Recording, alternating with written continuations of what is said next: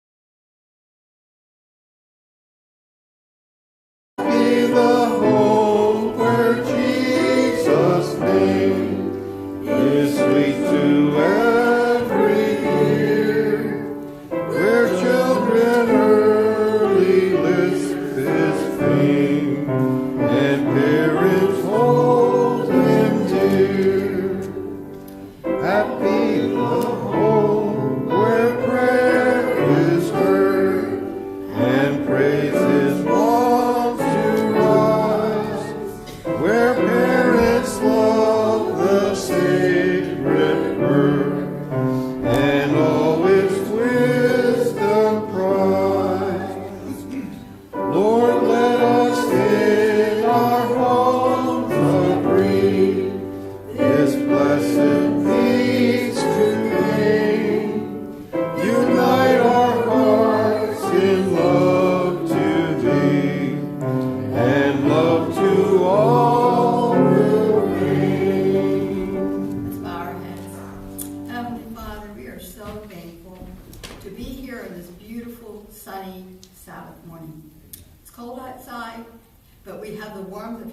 presence in our hearts. And we are just rejoicing that it's a Sabbath day. We pray, Lord, that all around the world, as people gather for Sabbath worship, that you will bless them. Bless especially the persecuted Christians, wherever they are. And we think of the people in Iran, especially, the Christians in Iran, as they are enduring the war there. We pray for our country, Lord, and our soldiers. We pray for everyone, that you would bless them, keep them, especially your Christians in mind. We pray for our services here, that you would bless each one, each member, the speakers. And Father, throughout this coming week, that you would be with those who are in the hospital, especially Adam Gierkowski and Bob Ferdy, and our neighbor Joe Rodriguez, who is also in the hospital. Be with them, Lord, if it's your will that you put your healing touch on them. We ask these things in Jesus' precious name. Amen. You may be seated. And our speaker is coming up now. I haven't met him, and I wasn't quite sure, but since I don't recognize your face, I figured you were our speaker.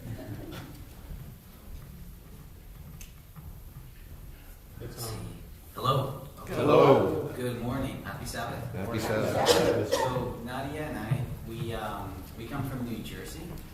Anyone know where New Jersey is? We have a Jersey Dave over here. We have one, somebody. Oh, where in New Jersey do you come from? Warren County. Warren County. Okay, okay, right across the river. Yeah. So this is Alana. Wait. Alana is almost 2 years old, and this is my wife Nadia, and we have been married for how long? 6 years. For 6 years, and so. You know, it's interesting because the way that that we were introduced to your church is through a pastor who is actually a good friend of ours. He was a groomsman in our wedding in Canada, and he is a pastor and chaplain at the Blue Mountain Academy. And his name is Adam Val'le. I'm not sure if anyone knows of him or has heard of him, but he's fantastic. And so one day, Pastor Mark reached out to me and he's like, "Hey, I wanted to reach out to you because Adam mentioned that, you know, you and your wife sometimes go and share about God and just things that you've learned." And like, absolutely, we're more than happy to, share. So with that being said, we want to, start off by saying that this weekend we were asked to talk about how we can improve our relationships in marriage. Nadia and I have been married for probably a fraction of the time that most of you have, and so I want to qualify as by saying, we don't have years of experience in marriage. What we do have, though, is a background and a desire to serve God, number one, and we also I come from a business leadership background. I did all my education in business leadership. Nadia did her education in nursing and teaching. And so part of my career, I've been in HR for almost a decade now, and for those years, I have witnessed and I have seen just different patterns. And so a couple of years ago, Nadia and I were talking, we're like, how can we make just relationships better? And so we took and we adapted some of those skills and tools that I have learned, not only through my education, but also as a leader in different companies that I've worked in, within that HR business leadership roles. And so those tools and skills, we have seen that have helped our marriage, and not only our marriage, but also relationships that we have with other people, whether it's at work, whether it's at church, whether it's at home with the kids, and so that's what we want to share with you today. And so this part is going to be a bit conversational and dynamic, and so I'm going to give Nadia a break because Alana's getting getting a little Dead weight. antsy here, and she also wants to participate. So, it's interesting. The latest interaction that I had, I was actually Nadia stopped working a little while ago, almost a year ago, right? And after we had Alana, we were like, daycare is super expensive. We just don't want to put her in daycare because you don't know what's going on in daycare. And so we decided, and Nadia was super happy to just stay with Alana. And so, with that being said, we had a place here in Bushkill, in PA, and my job is in White Plains. Anyone know where White Plains, New York is? No, New York. White Plains, New York. Upstate. Yes. So now as I was making that move from New Jersey to Bushkill, I was having conversations with the leaders in my organization, and so they said, yeah, my than you thought, and so she apologized greatly for it. Now we were faced with, okay, what do we do in this case, right? It's like, what would you do? So just like any other person, what I did is, well, first of all, we started praying, and then we started worrying, just like we usually do, and then we started praying. And then we started acting. So, I applied for a few jobs that are remote or like around the area. And so I finally get this recruiter to call me. And this recruiter is from the state of Wyoming. And so it's also behavioral health, practice, just like I currently working with. And they're like, hey, we would love to set up an interview for you to meet with, our team and our executive director here. I said, fantastic, that sounds great. I can tell you, the interview went, it went super well. The guy was offering me the job, right? Nadia walks in, because she took Alana to the park. She walks into the interview, or while I was having that interview in the dining area. And of course, I this time, instead of just wearing a blazer on top and a shirt and shorts at the bottom, I was like, I want to be super confident about this one. I don't want to feel like I am just half there, half not. So I put my full on suit on, and then Nadia saw the look on my face, and I was very excited, super happy. The guy was telling me, yeah, we have these plans, and your experience is going to be amazing here. We need you here. What is the salary that you're looking for? So he offered more than what I was making, which is even better because now I don't have to commute. So, and then he said, I want to follow up with you on next steps. Great. So Nadia and I were super happy. And so that day we just went to bed, just praising God for what he had done, right? So then the next morning I follow up with him and I say, hey, it was so nice meeting with you and the rest of your team. I would love to know when we're going to be scheduling that next call. And so what I did, simply because I've gotten used to a pattern of making sure that things get delivered, I have this email tracker on my email. And so it tells you anytime that someone receives the email, and also when someone opens the email, how many times they open it, how many times they read it, if they forward it. And so I put that tracker in there because, of course, this email is high stakes for me. It's super important. And so I send the email after praying about it. And so I wait. And I wait. Yes. How do you use the email tracker? How do you get connected to that? Oh, it's this add-on that you can add to your Gmail.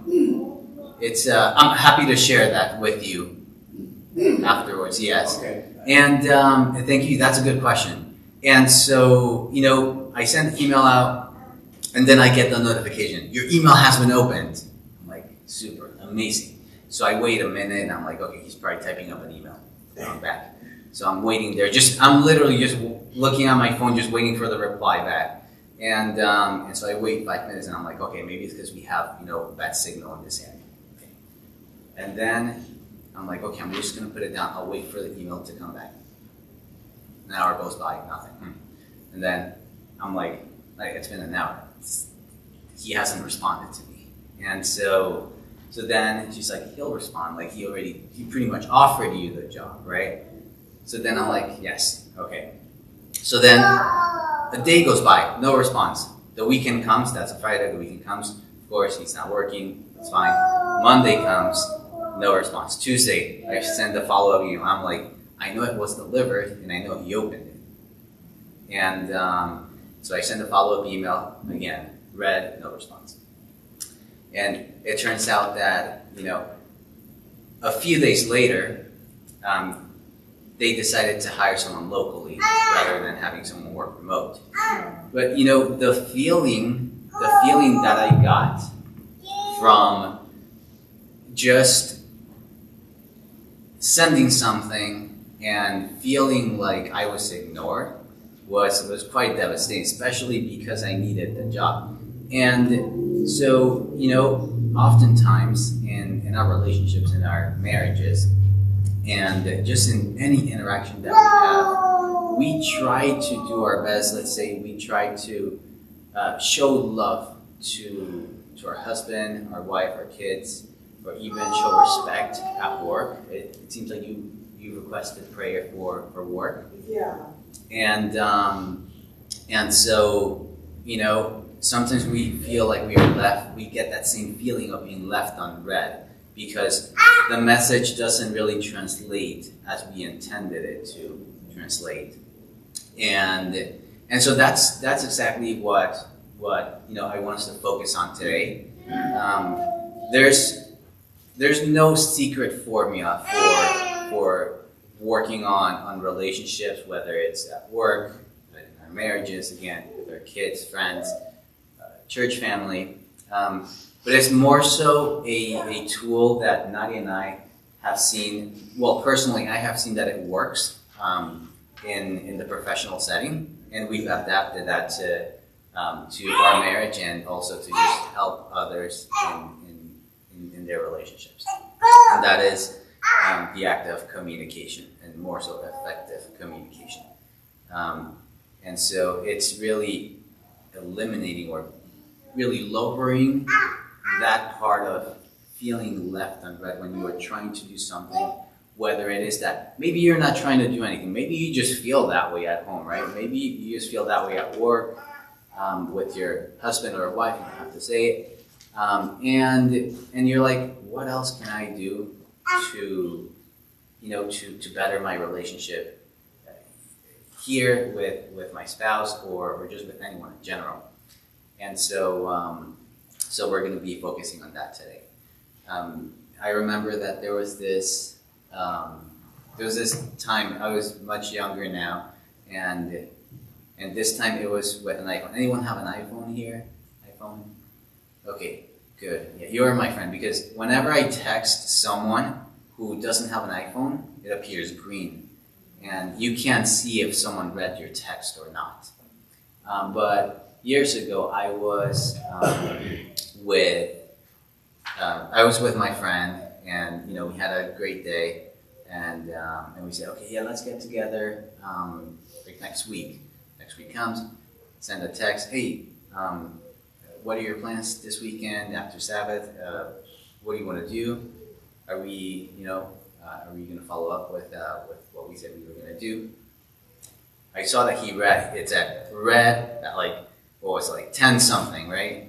Read at 10 something.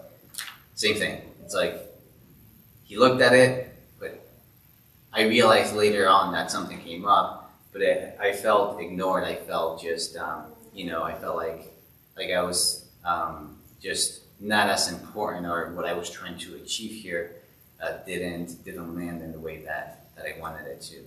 So now what we're gonna do is, we want this to be a bit of a dynamic activity for us, because that's how we learn the most, right? We want it to be interactive, and so what we're gonna do is, Nadia is going to help me, and we're going to do, well, Nadia and Alana are gonna help me, and we're gonna do a little bit of an activity. Are you opposed to that? Anyone opposed to that? Okay, great. Oh, I saw your hand raising. You were just scratching your face.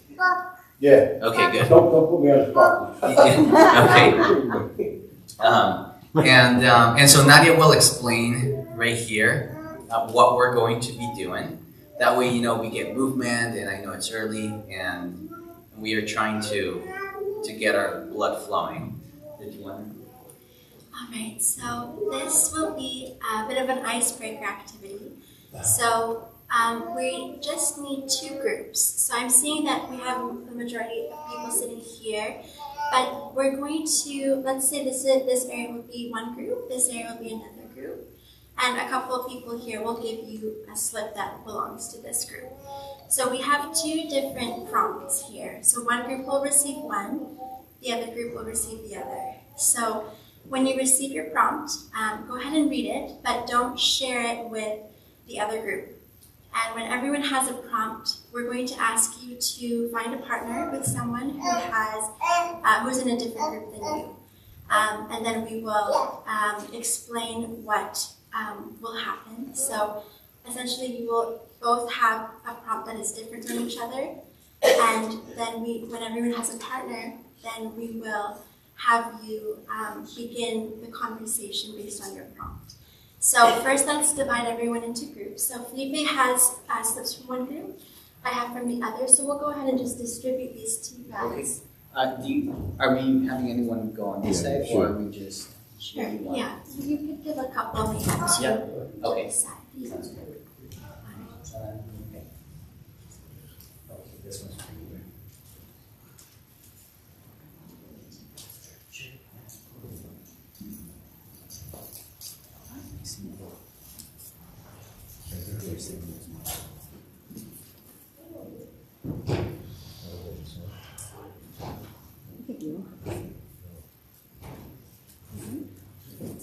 And the key is don't share your prompt with anyone else. Okay, so Nadia. Mama. A prompt, yes. Mama.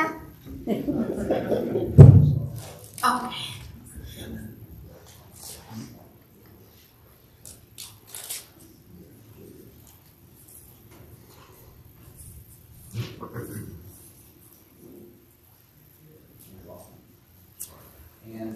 And we were okay. I'll give her this one because okay. So anyone from what's your name?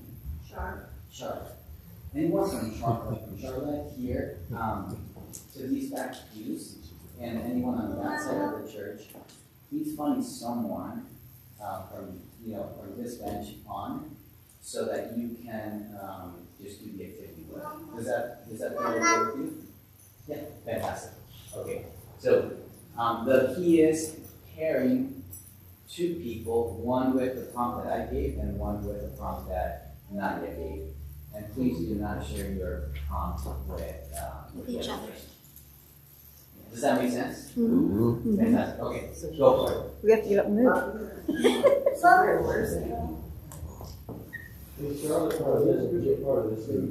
Charlotte is part of the group behind, so she can actually share. Is this your husband? Yes. You can actually work with your husband, since he has a different prompt than you do. Yes. Who has that? You would have to look for someone. I can have it. He gave you that one? Yes.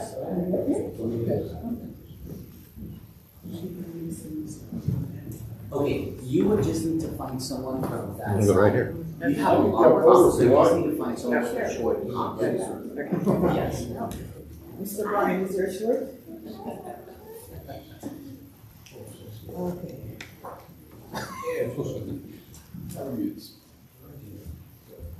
Alright, so Yeah. one of you has a prompt that has a conversation prompt. So if you have that, it's the shorter one. Go ahead and talk to your partner. We're going to give you about a minute or so to talk. And then we're going to debrief on your conversations, okay? So go ahead and begin your conversation. So you handed out a conversational system? Yes, I did. Yeah. So you have one, and then you have yours. Perfect. So you can. All right.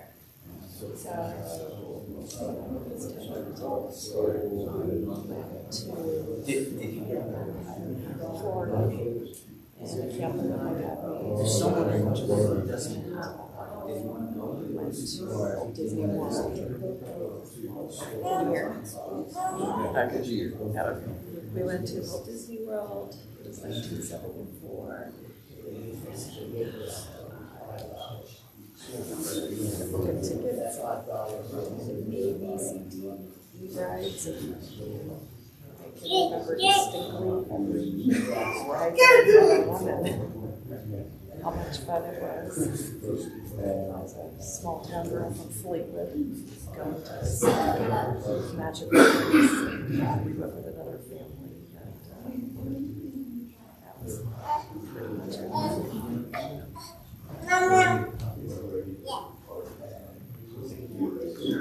Alright, so we're going to wrap up our conversation in the next few seconds.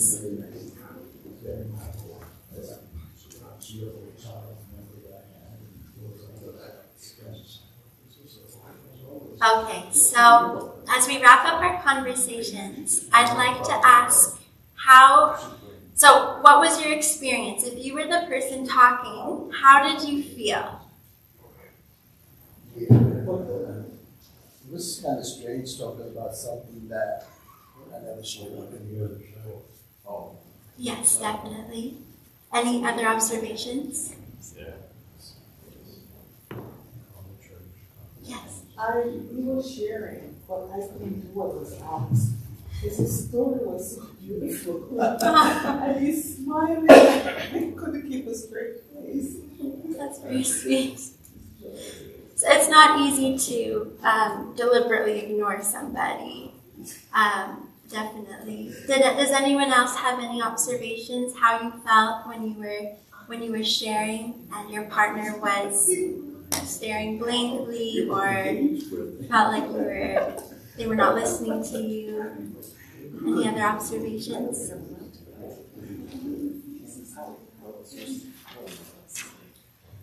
So, thank you so much. Yes. Ours was just, well, you were hard. He talks and I don't listen. And I talk to you after you like some words. Thanks, It doesn't seem that different in the morning.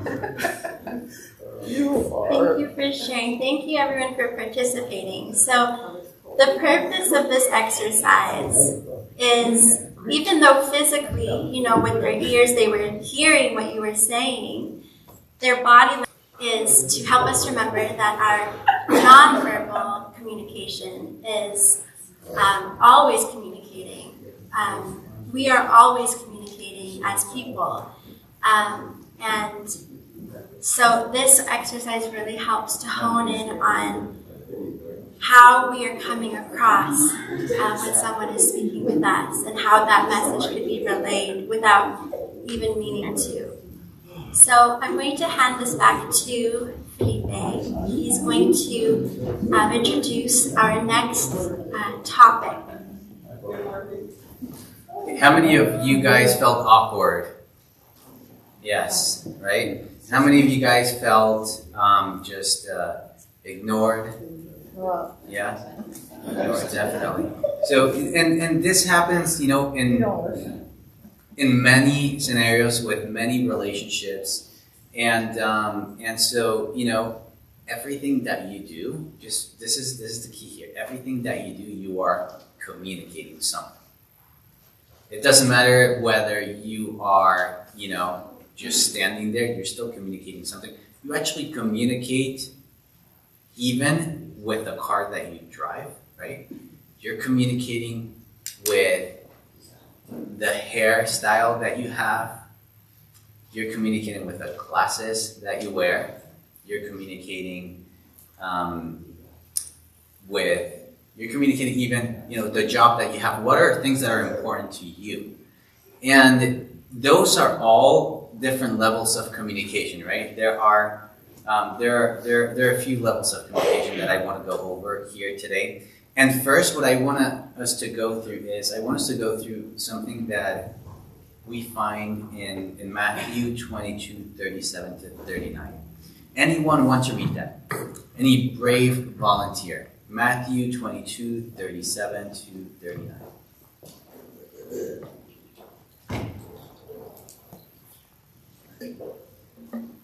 What was that again? Matthew 22, 37 to 39. Jesus said unto him, Thou shalt love the Lord thy God with all thy heart, and with all thy soul, with all thy mind. This is the first and great commandment. And the second is like unto it, Thou shalt love thy neighbor as thyself. Mm-hmm. So, okay, what is Jesus saying here? That our sister, what is your name? Anne. Anne. What is our sister Anne? What does she just read? Who is speaking first of all? Christ. Right? Jesus. And what is Jesus saying based on what Anne just read? Principle of love. Principle of love, right? So now if he is telling us to love each other, does that mean, what does that look like?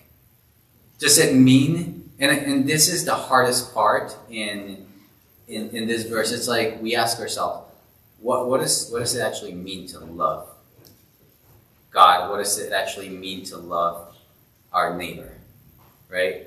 And so if that is the commandment, then does that mean that everything that we do and say, does it mean that has to all communicate this? Right? Yes, because that's exactly what is being asked of us. I want to ask this morning, right? After reading Matthew right here, Matthew 22, 37 to 39, what are some examples of ways that we show someone that we love them and appreciate them? More specifically, let's say your husband or your wife, or your kids, or even your brothers and sisters at church. Yes? Well, you could vocalize appreciation. You can vocalize it. Fantastic. That's one of them. Great. Anyone else? Show interest in what my children are interested in. Show interest in what your children are interested in. Fantastic. So we have two different levels right here. We have the verbal, and then you're showing interest through behavior, right? What else? Gifts. Giving gifts. Okay, I see someone read the 5 love languages. Yes, okay, fantastic. Yes. Make their favorite foods. Make their favorite foods. Amazing. So that is acts of service, right? So there's gifts, acts of, yes. And spend time. Yeah. Spend time with them, quality time, amazing. So these are all different ways in which we communicate love, and that we communicate loving not only our neighbor, but also God, because with God we do the same exact thing, right? We spend time with God. We communicate with God verbally. We give things to God, even though He's the one who gifted it to us. We're out of the bottom of our heart, we're like, okay, I'm actually showing love to God, right?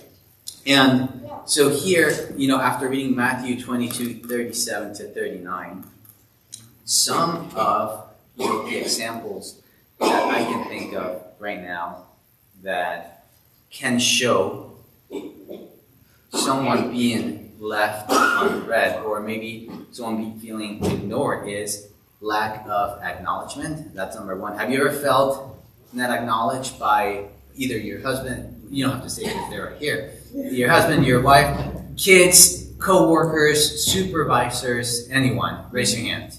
Sure. Everyone, right? Most people have felt at some point in their life, like they were ignored, like they just, they weren't valued, they weren't acknowledged. You were left unseen. And so, but then it's also, you have you have also the challenge of asking for something, making a request, but then it lands flat. Maybe things are not followed through. What does that tell? How does that make you feel when you make a request to your husband, to your wife, like, can you please take out the trash? Like, it doesn't get done. So how does that make you feel? Disrespected. Frustrated, right? And when you're at work and you're like, you know, you do such an amazing job at a project, you go above and beyond, and then all of a sudden your supervisor doesn't even say, hey, good job on that. You actually saved us, you know, some good amount of money, or you saved us some time. Like, how does that make you feel? Unappreciated, right? And so I want to actually go over something that I found insanely interesting.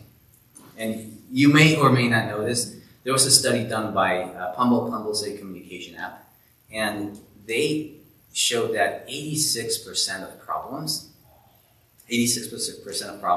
are attributed to miscommunication. 86% of problems could have been avoided because of miscommunication. Think about that for a second, right? It's like if we, and that's not the only study. There are different other studies that range between 70 and 95% of problems that happen because of miscommunication. Can anyone think of an example in your life that you're like, yeah, I really messed that up because I didn't communicate effectively? Whether it's through my words, directly expressing my feelings, right? Or with my actions. Anyone? What is one of the biggest that you feel comfortable sharing? It could be at work, it could be with your husband or wife, if you feel comfortable with that. It could be with your kids. I definitely have a story I want to share, but I want to hear yours first, if anyone feels comfortable. Yes? I remember when I started this work, I said, as a gen ed teacher, I read IEPs and implement them with my student. So when I was at a meeting, the administration staff says, but you said you write IEP and know all the others, the back end of it. And I said, no, I said, as a gen ed teacher, I handle IEP and I administer them or see that it guide my teaching. And she said, but you said, and she insisted. And I said, no, I said, so people went back and forth and it didn't solve itself. Yeah, that's a fantastic example. And it happens more often. And I bet, yeah, you felt super frustrated. You felt like what you were trying to portray, what you were trying to express. And here's the thing, right? When we are, we're all different. And the truth is that no one will truly see life and things 100% your way except for the one who created us, right? That's just how it is. Amen. And we have to accept that. Now, our goal in life, so that we can have fulfilling relationships with one another, with our husbands, with our wives, with our kids, with people at work, with people at church. There are no problems here at church, right? It's like we all love each other, we all agree with one another, we all see things the same way. And that's unrealistic to think because we're not in heaven. And we're going to continue because, you know, for as long as we live in this world, even I was reading Acts chapter 4:15 this week, and it showed how Saul, right? He was there was a bit of a disagreement between Saul and I believe it was Barnabas, and so that to me was impactful because it showed me that these disciples, these people who literally were inspired by God to write what we read now, they had disagreements, right? The disciples had disagreements, right? So, and so there were disagreements on who's going to be the greatest when in the kingdom of heaven, right? Who is the most important? who gets to sit next to Jesus, right? It's all going to be like that. Our goal should be to get to understand the other person's perspective as much as possible. And not only that, but also just understand that other people are not going to understand and see things from our perspective 100%. And the way that we can get as close as possible to that is through the way that we communicate. It's how well we can, not only with words, but with our actions. Because you can have someone, right? You can have, let's say, imagine that that a pastor comes to church, or imagine that, Nadia and I were here. I am talking about parenting, right? And I'm still learning, so I'm not going to talk about that. Alana, we've only had her she was born almost 2 years ago. I'm not an expert in parenting. You probably are at this point. But imagine I start talking about parenting, and then I see Alana just, playing with her toys there, and she's making a little too much noise, and I'm like, hey, Alana, don't do that. No, I'm talking to you. What am I communicating? I am telling you how to be a good parent, but then what am I doing? Bad example. I'm setting a bad example. So now, does my actions support what I'm trying to tell you? No. Oh. There's this. So when I work for a psychology practice in White Plains, and this practice, it was founded by two now internationally renowned clinical psychologists, PhD and PsyD doctors, and so they developed the dialectical behavior therapy and pioneered the cognitive behavioral therapy models. Anyone familiar with those terms? And so they treat mainly depression, all right, severe depression. They treat different behavioral challenges. They also do parent-child interaction therapies and whatnot. So they hired me to come in, and I remember the first thing that they shared with me was this. And me being in HR, they're thinking, oh, this person's going to come in, he's going to fix all of our challenges with our leadership, and we're all going to be just working like a perfect motor, oiled motor, and we're just going to increase revenue and move forward with our expansion plans. Fantastic. First thing that one of the co-founders tells me, he's like, Felipe, we tried everything. We just don't know what to do anymore. We get bonuses, we increase salaries. Like, people here are making more than $200,000-$300,000. What else do they need? We give them bonuses. We give them a good work-life balance. They don't have to work more than 15 hours seeing patients per week, and then they can just do their notes and do all of their, regulatory compliance stuff throughout the week and attend meetings. We have breakfast for them during the monthly staff meetings, and we tell them that we value them every single time that we can. What else can we do? And so I'm like, thank you for sharing that. To be honest with you, I don't know what you can do. It sounds like you have a perfect team, so I don't even know why you hired me. But let's try to figure it out. Because if, you're doing all these things, which are great, you're doing 90% of the things that most companies don't do, that's great. Let's just take a look over the next, couple of weeks, maybe month or so, and see what else is missing here. I had some conversations with some of the team members. They were happy with the salary that they were getting. They were happy with the bonuses. They were happy with the breakfasts. They were happy with most things that a job can offer. But guess what? They weren't happy with. Just take a quick guess.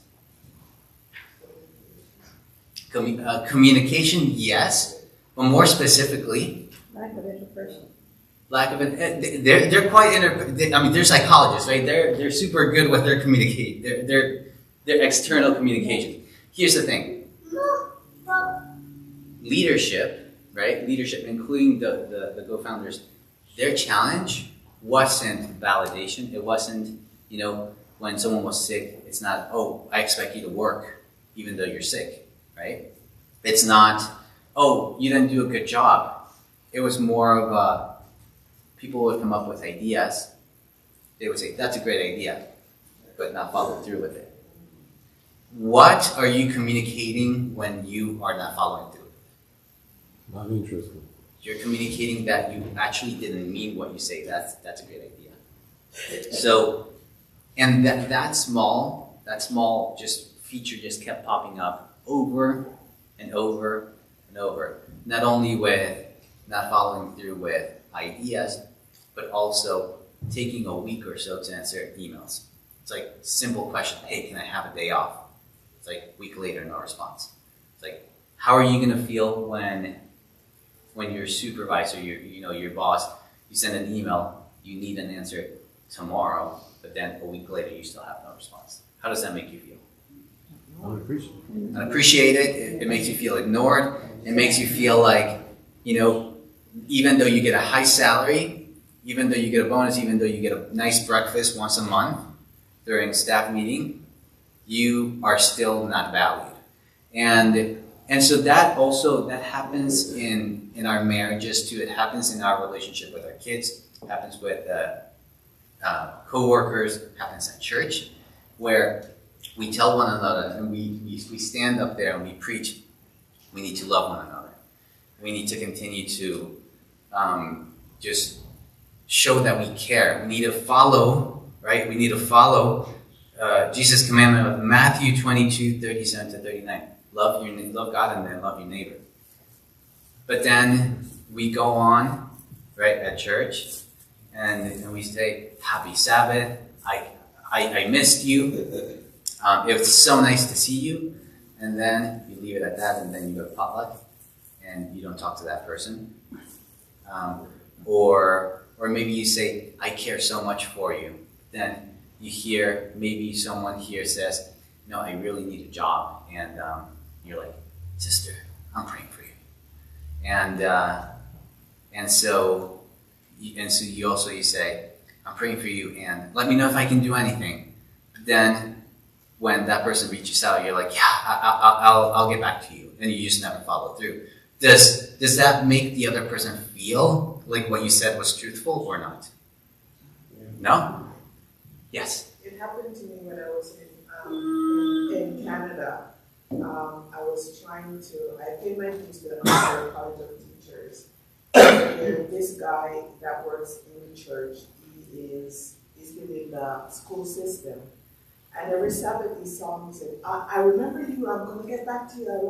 And every weekend he said, forget about it. After the next 3 weeks, then I just went to another church because I didn't want to hear him tell me. I remember, I'm going to get back to you, because he knew who I can talk to get a job. But yet still, he keeps stringing me along. And I said, you know what, no, I'm not going to continue. Yeah. And, that tends to happen more often. Even we do it unintentionally, because we either forget or we just don't have the energy to follow through with what we are saying. And so what I want to introduce right now is, the concept that I found that can help us understand how we can communicate better. And that concept is communication equals what you are directly saying. And if you want to write this down, that way you can remember this formula. That way, when you go to sleep at night, you can think, oh, how did I communicate today? Communication equals what you say, right? What is it that you're directly sharing? What is it that you are looking to communicate or have the other person see from your perspective? Like, that's the direct. So that's a what. The how is whether it's through text, whether it's through a phone call, whether it's in person, and the tone of voice, like how you are expressing it, right? And then the last part is the follow through. And so let's set an example right now, right? Let's say that I say, guys, I am happy to be here, and I can't wait to come back. Does that sound excited? No. So what I said was, I'm happy to be here, happy to come back. How I said it was, happy to be here, happy to come back. How I said it didn't necessarily match with what I was saying, number one. Or maybe it did. Maybe I was trying to communicate to you that I am not happy here, and I don't want to come back, right? But then it's like the follow through is, let's say the how and the what matches, right? Let's say I say, guys, I am so happy. I had such a great time with you. I felt very welcome. Can't wait to come back. And then Pastor Mark, reaches out and he's like, hey, we would love to have you back. And when can you do it? And then I just reply, I'll let you know soon because I don't know about my schedule. Reaches out next week. He's like, hey, we would love to have you back. I'm not sure. I'll let you know if I keep pushing that forward. Is my communication? Did I really mean what I said, or no? Or is it coming across that I actually want to come back and that I liked it here? Yes or no? No. So when communicating, Nadia and I, and this is something that I've used over the past almost decade in HR leadership and through my education in business leadership, and that is communication equals what plus how you communicate plus your follow through. The what and the how are the easiest. They're the easiest. You can tell your wife, I love you. I really love you. Thank you so much for cooking today, right? But then the follow through is, I do this all the time where I say, thank you so much for cooking today, Nadia. The food is so good. But then I get full and I don't finish my food. Then Nadia's like, did you like my food? And then we go to my mom's house and she cooks. She's a great cook, right? And so then I go and sometimes I finish the entire food because I'm hungry. Now, Nadia, what does that make Nadia feel? It makes her feel like I actually don't like her food. Or my mom is very attached to her food cooking as well. And she's like, did you like the food? I'm like, I loved it, Mom. It was so good. It was so good. But I didn't get seconds. And she knows that I usually do. And then she's like, hey, there's a lot of food left. Are you hungry? Did you like the food? And so I'm like, yeah, I loved it. But then even though I am, I'm not hungry anymore, she is interpreting it as he doesn't like my food. Because the action that follows through the what and the how doesn't align. And sometimes, yeah, exactly. And sometimes that's going to be the case, right? That's going to be the case, but that's more of a nuance where your husband or your wife, your parents, they have to be open-minded to understanding your perspective at that given point. But generally speaking, 90% of the time, right, it's going to be that your what and your how have to have the follow through with it. If you don't, then yes. I think sometimes you just have to be able to read between the lines and to speak intent and not take it personally. Everything bothers you, you just have to rub it off your sleeve and be done with it. Yeah. So there's a perspective problem too with communication, is when is it appropriately to communicate and when is it not the issue? Yeah, absolutely. So in this case, you couldn't win either way. Yeah, no. So did you make an issue out of it? No, you just brush you brush it off. And you're like, and you try, and here's the thing. When we go to my mom's house, or let's say with Nadia, right? I say, I'm done. I'm pretty full. That's okay. Like Nadia will understand. Oh yeah, he's full. But then if she sees me eating something else, and I do that sometimes, then that's when it becomes a challenge. Not necessarily when I say I'm not hungry. I'm done. It's when the action that follows after that doesn't align with what I'm saying, right? And that comes as not very genuine and transparent. Yes. So how do you communicate the person? Say, for instance, husband and wife. The wife picks out a tie, and the husband said, "I like blue." They pick out the blue, and then or use your scenario with the food and your mother. your mother-in-law, or your mother, how would she helpfully communicate her thought that you said the food was good, but you're not happy? Should she just let it be? Or if she's feeling upset as to why you don't want second or a dog bag, should she keep it to herself or should she communicate that feeling? Yeah, that's a good question. And here's the thing, right? It's the challenge is not necessarily, and I haven't had this much of a big challenge. Most of my challenges with my mom and her food and Nadia and her food has been my action after I say something. So, for example, just like I said, right? It's Nadia says, okay, I made dinner, great. I eat half of it, and then I'm like, I am full. But then, okay, so I am full. Nadia may feel, may feel like I don't want the food, and that's fine. But that she's entitled to her feelings, she's entitled to her perspective. But then, what my follow through, what my actions that follow after that, if those actions support what she's feeling, then that's just gonna fuel the fire, and that's gonna validate her feeling and make it more so of a truth, right? To her. So I would say that, when it comes to things like that, it's more so if the person is giving you the opposite of what he or she is saying, then at that point it's really validating what you are actually feeling. So you are rightfully in your right mind of feeling frustrated, right? Does that make sense? But what do you do? Do you say to the partner, know that you said you're full, I know you're eating ice cream? Nadia actually, she wanted to share something like that this morning, but I'll go ahead and share it. So that's part of, there's this method of, number one, you validate the concern. Mm-hmm. And this is with any concern that comes up, whether at work, whether at home, and whether with your husband or wife. Is number one is the formula is validate. What does that mean? Validation. I hear you. I hear you without judgment, right? It's not a, let's say that you're the one who is cooking.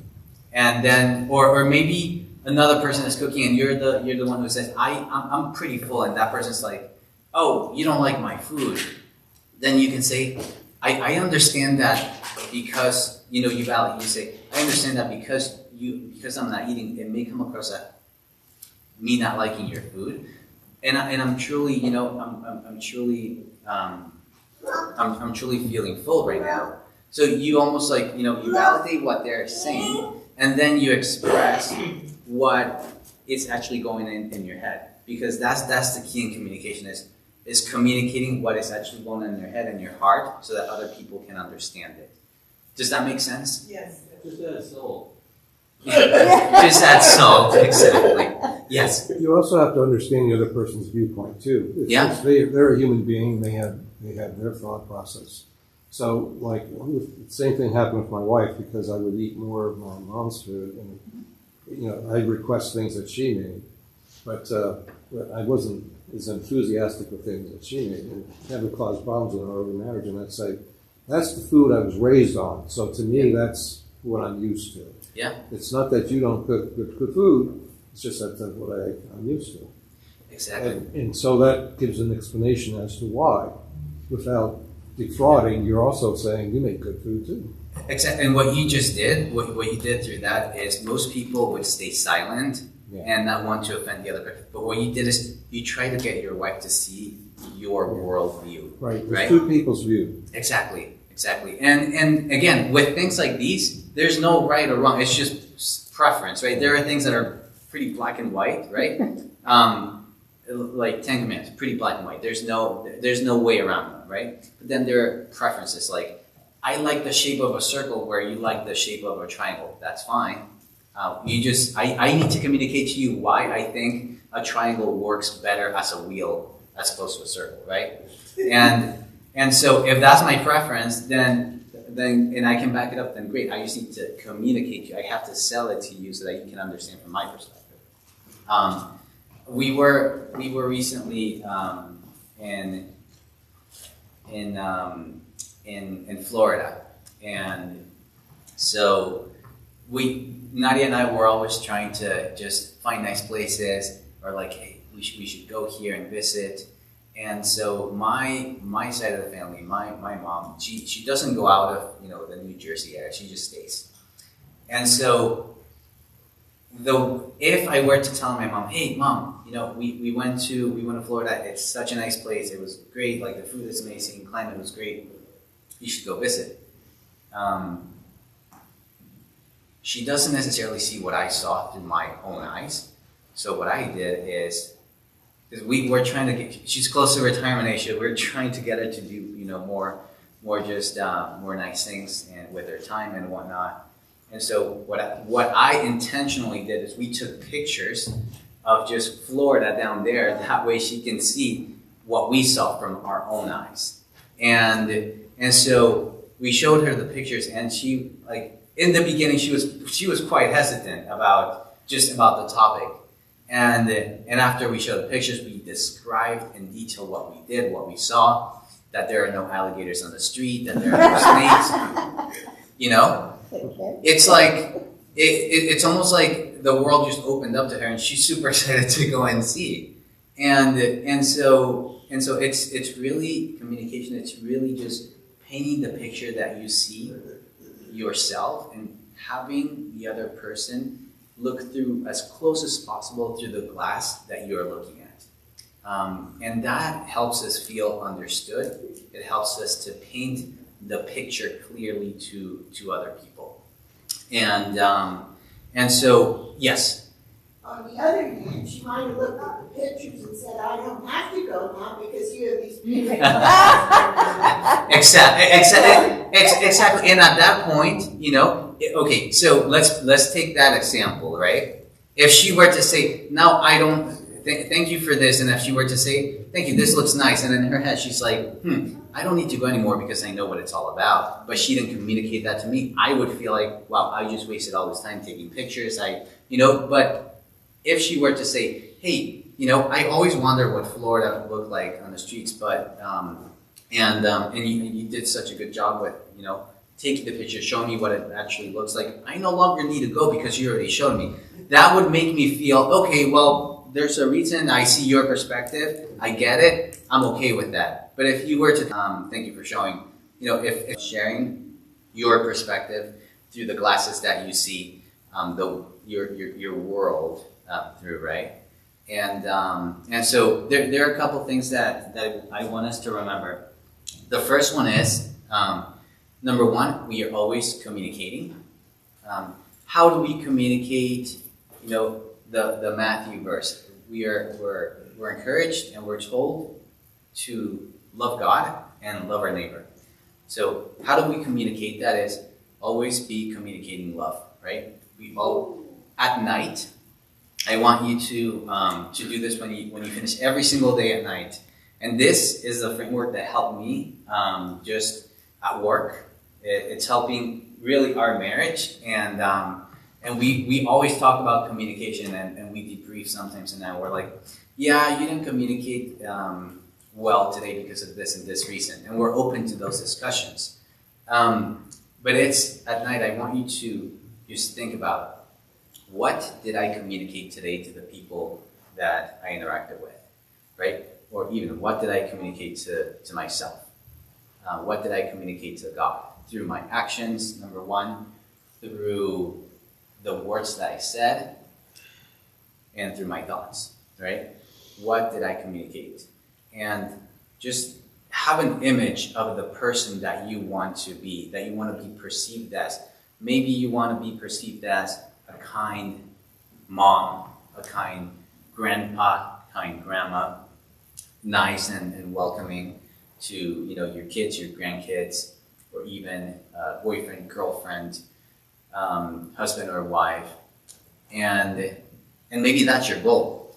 And at night, what helped me personally is thinking, did I communicate throughout my entire interaction with my wife that I am kind, where my interaction is kind? Not only my words, my actions, and my follow through, right? It's saying, Nadia, I love you so much. And so I can go through my day and think, okay, well, I said I loved her this morning. Okay, great. And I also took out the trash. Okay, great. So, that shows that I love her because she asked me to and it's important to her, so I'm going to do it. And so, but when she asked me to just help her change Alana's diaper, like I didn't do it, not because I wasn't doing something, but just because I didn't want to. And I'm like, okay, maybe I should do that next time because that doesn't communicate that I am kind, that I'm loving, right? So just every single night, just think about your day and just think through. Did I communicate kindly at work? Did I communicate what I want to be perceived at, the person that I want to be in my heart? Because oftentimes what happens is that our hearts, what we think in our hearts, is not reflected in our actions. We may have good intentions. I've met countless people who are, who think that they're kind, but then their actions are they come across as cold, right? Like, for example, you have, like, Nadia's side of the family, her mom is from Russia. We met several friends of her mom's. And anyone Russian here? Okay, great. And I say this because I'm going to say that, people from Russia tend to be more standoffish, colder, right? Does that mean that in their heart they don't feel like they love you? No. But they just come across that way. The way that they communicate through their actions, through their behaviors, through the words that they use, the way they speak, it just comes across that way. And so the goal is to eliminate that gap as much as possible between what I'm giving you, what I think that you are getting, versus what I'm feeling in my heart. Like, I want you to see the world from my perspective, the way that I see it, as much as possible. And I need to communicate in a way that helps me to be able to achieve that. Does that make sense?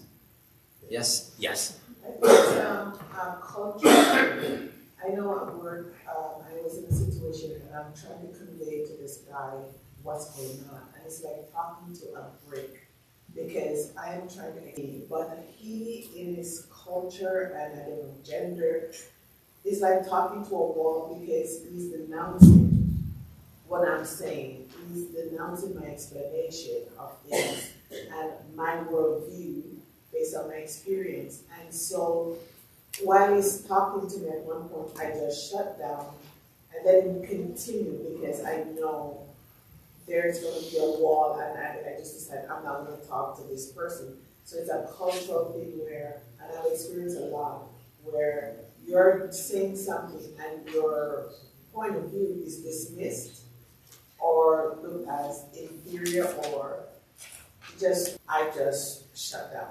Mm-hmm. Yeah, and that's a very common response when you're faced with someone who comes off as oppressive or maybe dismissive of ideas. And I have to say that Nadia and I were just talking about this a few weeks ago, and that is the idea of encouraging and enabling bad behavior versus just accepting it, right? It's like you have people, for example, at work who at home they are just, they yell at their kids, they yell at their spouses, but then at work, they don't. And so when you go to a family picnic that work, hosts, and you see how this person is with other people, it's like, how can I make that happen at home, right? Have you ever seen anyone who does that, or maybe at church and it's like kind, and then at home it's like a complete different story?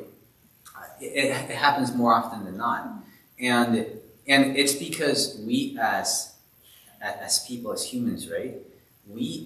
And we're learning this with Alana too. It's Alana will only do as much as we enable her to do, right? For example, up to about a month ago, Nadia couldn't sleep, right? She couldn't sleep at night because Alana was used to drinking milk in the middle of the night, just waking up, drinking milk, crying, drinking milk.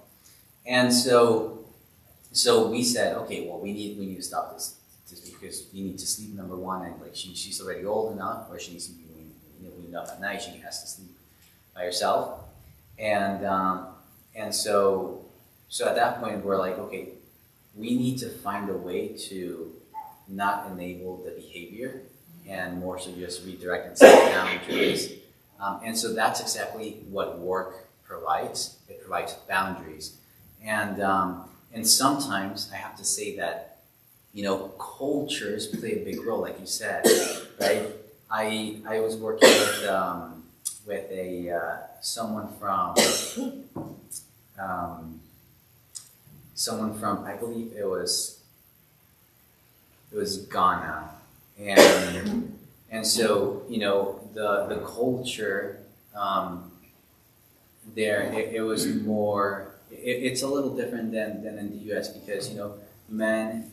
My coworker was explaining to me she's Seventh-day Adventist, a coworker that I had, and she was explaining to me that in the culture, men tend to eat first, and then it's like men have this they have almost this hierarchy, and when I experienced the interactions between him and women. It was women were like, well, why are we treated in this way, right? So culture does play a big role. With that being said, work provides boundaries and it provides, guidelines that prevent people from just going all out on how they truly are at home. And you can do that at home too, simply by number one, enabling, the good behavior and setting boundaries with the bad behavior, just like you do at work. So that's also possible. Yeah. Any other? I know we're getting close to our closing time. We're a little past actually. Any questions? What we're gonna do is we're gonna go into the main service after lunch. Pastor Mark, he said he was gonna be here, and we're gonna have more of questions that we can ask and scenarios that we can role play, and not necessarily you have to role play, but you can just give scenarios, and then we will all together try to figure out how to approach those challenges together with the concepts that we learned today and that we'll learn during the sermon. How does that sound? Good, fantastic. All right. Yeah. I want to add just one thing. With everything Felipe said, for example, say there's a boundary that was set at home of we're never going to raise our voice at each other. That's our boundary at home. And say, one of you, both of you grew up in a home where that was not the case. Yelling was normal. It's difficult to break patterns that you've grown up with. All of us have been exposed to things that may not have been ideal. And we bring these things into our relationships, our marriages. The hope that we have is that we are not called to change ourselves at our own strength. When we abide with God, day by day, it's a process, and He's going to transform us. So if there's something in your own communication style or your spouse, you can sit together and work through, these are the things that I find maybe that we could work on, for myself, for you, both of us. And you can find scripture to address that. For example, if it's speech, you can pray over, set a guard over my mouth, oh God, day by day, and bring those things to Him in prayer. And God will answer those prayers as you work with Him and as you abide with Him. So that's the hope that we have, and encouragement. So everyone is a work in progress. None of us are perfect, but we can go forth with that hope too. So thank you so much for participating, and we look forward to our next session with you. Okay.